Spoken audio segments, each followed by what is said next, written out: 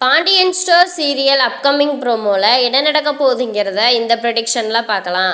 நம்ம ராஜி வந்து வீட்டுக்கு கூட்டிகிட்டு போகலான்னு சொல்லி முத்துவேலும் அவங்க ஒய்ஃபும் முடிவெடுத்திருக்காங்க. அதை பற்றி குமார்கிட்ட பேசவும் குமார் வந்து என்ன நடந்துச்சு அப்படின்னு சொல்லி கேட்குறாங்க.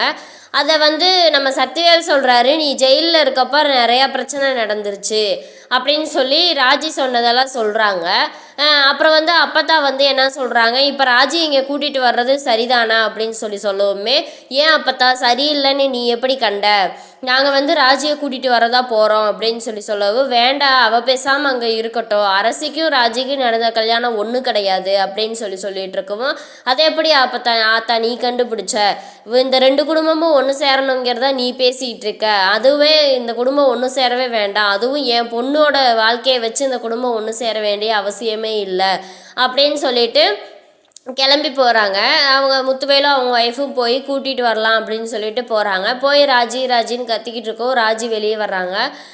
வெளியே வந்து வாங்கப்பா உள்ளே வாங்கப்பா அப்படின்னு சொல்லி கூப்பிடவும், நாங்கள் உள்ளே வர்றதுக்கு வரல, உன்னை கூட்டிகிட்டு போகலான்ட்டு தான் வந்தோம் அப்படின்னு சொல்லவும், எல்லாத்துக்குமே அதிர்ச்சி ஆயிடுச்சு. என்ன திடீர்னு இப்படி நடக்குது அப்படின்னு சொல்லிட்டு, வாராஜி நம்ம வீட்டுக்கு போயிடலாம் அப்படின்னு சொல்லிட்டு கூப்பிட்றாங்க.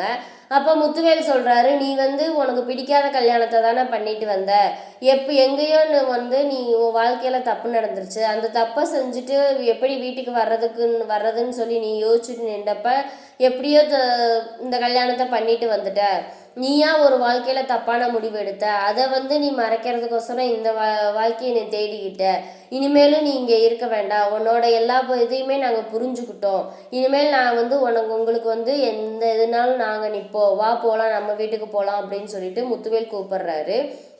அவங்க அம்மா ராஜியோட அம்மாவும் கூப்பிடுறாங்க, வாராஜி நம்ம வீட்டுக்கு போயிடலாம், அரசியை வந்து அவங்க அம்மா அப்பா கூப்பிட்டப்ப அவள் பேசாமல் வந்தால எதுவுமே பேசாமல், நீ மட்டும் ஏராஜி இப்படி நிற்கிற, வாராஜி நம்ம வீட்டுக்கு போயிடலாம் அப்படின்னு சொல்லி கூப்பிடுறாங்க.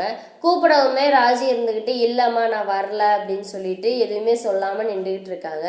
ஏராஜி இப்படி தடுமாறி நின்றுட்டு இருக்க, நீ வந்து அவ்வளோ கஷ்டப்பட்டெல்லாம் இனிமேல் இந்த வீட்டில் இருக்க வேண்டாம், இனிமேல் வா நம்ம வீட்டுக்கு போயிடலாம், உனக்கு வீடு இருக்குது, அன்னை சித்தப்பா சித்தின்ட்டு நிறையா பேர் இருக்கும், அப்புறம் ஏன் நீ வந்து இங்கே இருக்கணும், பிடிக்காத ஒரு இடத்துல நீ இனிமேல் இருக்கணும், இன்னெல்லாம் வேண்டாம், வாராஜி நம்ம வீட்டுக்கு போயிடலாம் அப்படின்னு சொல்லி எவ்வளவோ 2 பேர் எடுத்து சொல்கிறாங்க.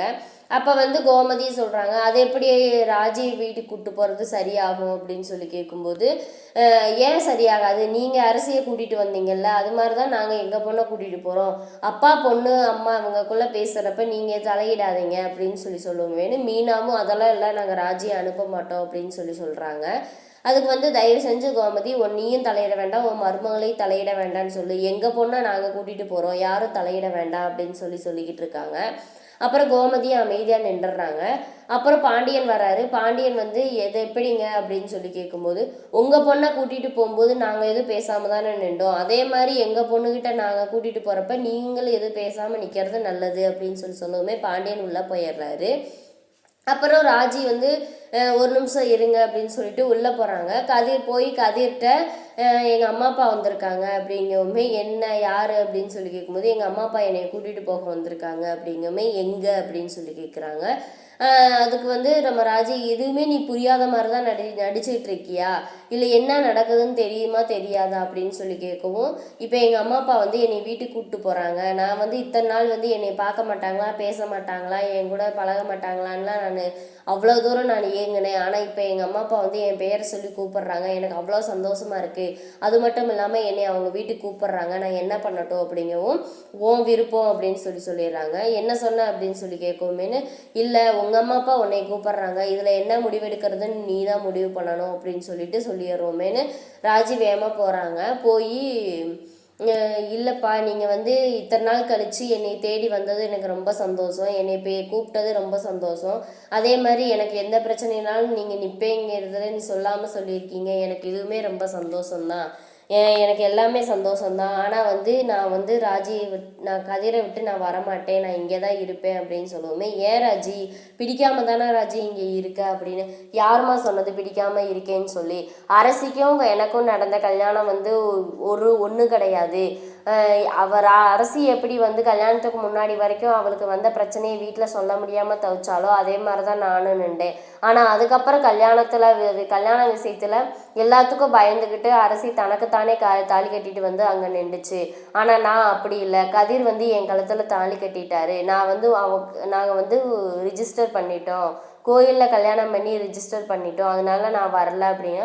எல்லா கோயில்லையுமே கல்யாணம் பண்ண ரிஜிஸ்டர் தான் பண்ணுவாங்க. அதுக்கோசரம் உன் வாழ்க்கை இங்கே பணைய வைப்பேன் அப்படிங்கவுமே இல்லை, நான் இங்கே இருக்கிறது தான் எனக்கு சந்தோஷமே, நான் அங்கே வரல, என்னை நல்லா பார்த்துக்கிறாங்க, எல்லா சந்தோஷமும் எனக்கு இங்கே தான் இருக்குது, அதனால இங்கே யாருமே நீங்கள் வந்து இனிமேல் என்னை கூப்பிட வேண்டாம், தயவு செஞ்சு நான் இங்கேயே இருந்துக்கிறேன், எனக்காக கதிர் எல்லாமே செய்கிறாரு, அவரை பற்றி கூட யோசிக்காமல் என்னையை பற்றி தான் நிறைய யோசித்து எனக்கோசரம் எல்லாமே பண்ணுறாங்க, அதனால் இங்கே இருக்கிறத விட்டு நான் யாருமே வரமாட்டேன், நான் என்னை அன்பாக பார்த்துக்கிற அத்தை கூடயே எல்லா கஷ்டத்துக்கும் துணை நிற்கிறேன் எங்கள் அக்கா மாமா அப்படின்னு சொல்லி நிறையா பேர் இருக்காங்க, நான் வந்து அங்கே வரல அப்படின்னு சொல்லிடுறாங்க.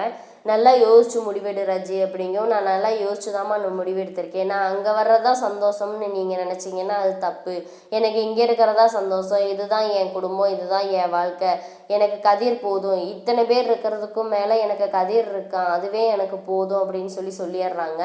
அப்புறம் கோமதி இருந்துக்கிட்டு சொல்கிறாங்க, இவ்வளோ நேரம் அப்பா பொண்ணு பேசுகிறதுல வந்து நான் தலையிடக்கூடாதுன்னு சொன்னீங்க, நான் பேசாமல் இருந்தேன், இன்னும் ராஜியே சொல்லிடுச்சு, இனிமேல் என் வீட்டு மருமகளை கூப்பிட்றதுக்கு உங்களுக்கு எந்த உரிமையுமே கிடையாது, இது என் மருமகளை எல்லாருமே நாங்கள் தலையில் வச்சு தாங்குவோம், இனிமேல் அவளுக்கு எந்த குறையுமே வராது, அதுக்கு நான் பொறுப்பு, அதே மாதிரி இனிமேல் என் மருமகளை கூப்பிடணுங்கிற ஒரு எண்ணமும் உங்களுக்கு வர வேண்டாம், நீங்கள் இங்கேருந்து கிளம்புங்க அப்படிங்கிறவுமே கிளம்பி போயிடுறாங்க.